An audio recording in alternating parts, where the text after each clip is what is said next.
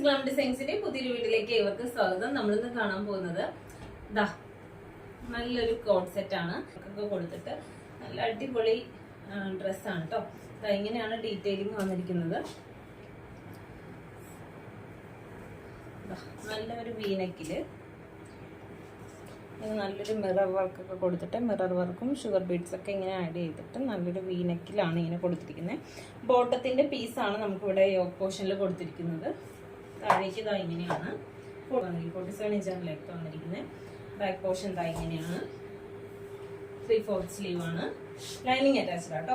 Lining attached ആണ്. Bottom വന്നിരിക്കുന്നത്